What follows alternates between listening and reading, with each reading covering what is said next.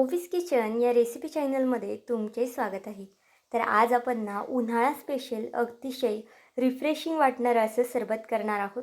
तुम्ही यापूर्वी बरेचसे सरबत तर पाहिलेच असतील, पण आज आपण ना चक्क काकडीचं सरबत करणार आहोत. अगदी 1 ते 2 काकड्यांमध्ये भरपूर जणांसाठी सरबत तयार होणार आहे. त्यामुळे नक्कीच एकदा हे काकडीचं सरबत करून पहा. तुम्हाला खूप जास्त एनर्जेटिकसुद्धा वाटेल या उन्हाळ्यात आणि खूप छान असं फ्रेशसुद्धा वाटेल. त्यामुळे प्रत्येकाने उन्हाळ्यामध्ये हे सरबत तर केलंच पाहिजे आणि जर एकदा केलं ना तर आठवड्यातून 3 ते 4 वेळा आरामात कराल. खरं तर रोज म्हटलं तरी कराल, कारण की काकडीसुद्धा आता जरा स्वस्त झालेली आहे. त्यामुळे नक्कीच एकदा रोज हे सरबत करून पहा. आता बघा, इथे मी 1 काकडी घेतली आहे. तुम्ही जर किती लोकांसाठी करत असाल ना त्यानुसार हे सरबताचं प्रमाण हे ठरू शकता. आता इथे मी दाखवणार आहे एका काकडीचं आपलं किती सरबत होतं आहे ते. त्यानुसार इथे तुम्ही प्रमाण कमी जास्त करू शकता. काकडी स्वच्छ अशी धुवून घेतली आहे. त्याचं पुढचं जो भाग आहे ना तो कट करून थोडासा घासून घेतला आहे. अशा पद्धतीने काकडीचा पुढचा भाग जर घासून घेतला ना तर ती काकडी कोडू वगैरे असेल तर त्याचा कडवटपणा निघून जातो. नंतर काकडीची इथे पाहू शकता आपण साल काढून घेतली आहे आणि त्यानंतर अशा पद्धतीने गोल गोल पीसमध्ये ही काकडी कट करून घेतली आहे. इथे जर तुमच्याकडे गावरान काकडी असेल ना, जी खूप जास्त हिरवट रंगाची असते, ती घेतली तरी चालेल किंवा मग अशा पद्धतीची काकडी असेल ना, ती घेतली तरी चालेल. इथे पाहू शकता खूप जास्त लहान तुकडेसुद्धा केले नाहीत मी. अगदी मोठे मोठे तुकडे इथे मी ठेवलेले आहेत. आता सगळी काकडी एका मिक्सरच्या भांड्यामध्ये आपल्याला टाकून घ्यायची आहे.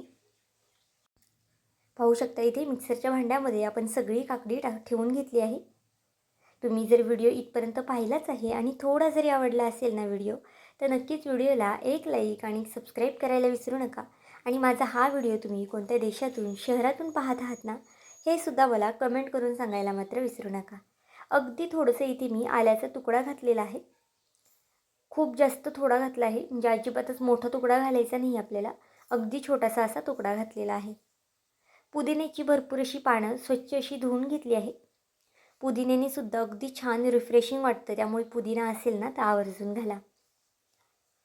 अर्धी लिंबाची फोड इथे मी पिळून घेतली आहे. लिंबाचं प्रमाण इथे तुम्ही तुमच्या आवडीनुसार कमी जास्त करू शकता. तर इथे बघा, जर खूप जास्त आंबट लिंबू असेल ना तर तुम्ही अगदी छोटासा लिंबाचा तुकडा पिळला ना तरी चालेल. लिंबू पिळल्यानंतर बघा, यामध्ये आपल्याला अगदी थोडंसं जिरं घालायचं आहे. जिऱ्याच्या ऐवजी तुम्ही जिरं पूडसुद्धा वापरू शकता, म्हणजे अगदी ते छान बारीकसुद्धा होईल. आणि अगदी थोडीशी मी काळी मिरी पूड वापरलेली आहे. यापैकी जर तुमच्याकडे काळी मिरी पूड नसेल किंवा जर तुम्हाला आवडत नसेल ना घालायला, तुम्ही काळी मिरी पूड जी आहे ना ती स्किप केली ना तरी चालेल.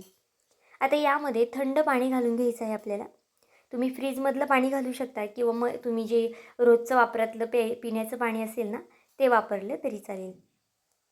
आता मिक्सरच्या भांड्यात टाकून अतिशय बारीक असं हे मी वाटून घेतलेलं आहे आणि गाळणीने आपल्याला हे छान असं काढून घ्यायचं आहे. बघा, तुम्ही तसंसुद्धा पिऊ शकता, पण अगदी स्मूथ तुम्हाला छान असं सरबत हवं असेल ना तर नक्कीच अशा पद्धतीने गाळणीने गाळून घ्या, म्हणजे मुलांनासुद्धा प्यायला छान वाटेल. आणि मुलांना तर सरबत वगैरे अशा पद्धतीचे प्रकार खरंच खूप जास्त आवडत असतात, तर त्यांना नक्कीच हा काकडीचं सरबत तुम्ही बनवून देऊ शकता. मुलं शाळेतून आले ना तर खूप जास्त ऊनसुद्धा आहे, तर अशा पद्धतीचा थंडगार सरबत पिला ना तर त्यांनासुद्धा अगदी रिफ्रेशिंग वाटेल आणि शरीरासाठी सुद्धा नक्कीच छान आहे हा सरबत. इथे पाहू शकता अगदी सहज पद्धतीने आपण ही गाळून घेतलेलं आहे. तुम्ही गाळणीने, जी चहा गाळायची गाळणी असते ना त्याने सुद्धा गाळून घेऊ शकता आणि अशा पद्धतीने थोडं थोडं प्रेस करून घ्या, म्हणजे जो चोथा आहे ना तो अगदी व्यवस्थित एका साईडला होतो आणि रससुद्धा खाली व्यवस्थित असा पडला जातो. तुम्ही यापूर्वीसुद्धा कधी अशा पद्धतीचा काकडीचं सरबत करून पिलता का, हे सुद्धा मला नक्कीच कमेंट करून सांगा.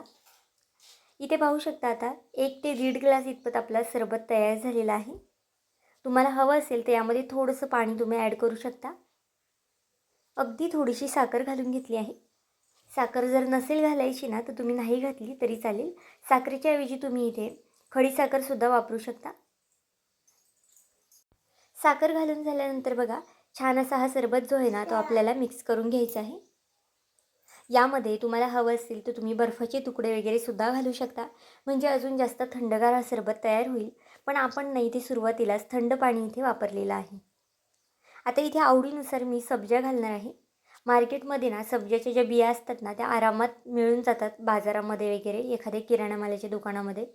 हा सब्जा तुम्हाला फक्त 10 मिनटं पाण्यामध्ये भिजत ठेवायचा आहे आणि अगदी 10 मिनटानंतर हा सब्जा अगदी छान असा फुलला जातो. सब्जा घालणंसुद्धा ऑप्शनल आहे. तुम्हाला जर आवडत असेल तरच घाला किंवा जर तुम्ही स्किप केलं ना तरी चालेल. अगदी थोडंसं काळं मीठ घातलं आहे. काळ्या मिठाच्या ऐवजी तुम्ही जे आपण खाण्याचं मीठ असतं ना आपलं रोजचं वापरातलं ते घातलं तरी चालेल. आता इथे पाहू शकता एखाद्या ग्लासमध्ये हा सरबत आपल्याला ओतून घ्यायचा आहे. नक्कीच एकदा अशा पद्धतीचा हा सरबत करून पहा. खूप छान रिफ्रेशिंग वाटतं, थंडगारसुद्धा असतो आणि चवेलासुद्धा अगदी अप्रतिम लागतो. तर आज हा सरबत तुम्हाला कसा वाटला मला हे कमेंट करून नक्की सांगा. आणि चॅनलवरती नवीन असाल तर चॅनलला एक लाईक आणि सबस्क्राईब करायला विसरू नका. पुन्हा भेटूया आपण अशाच एका नवीन व्हिडिओमध्ये. तोपर्यंत बाय.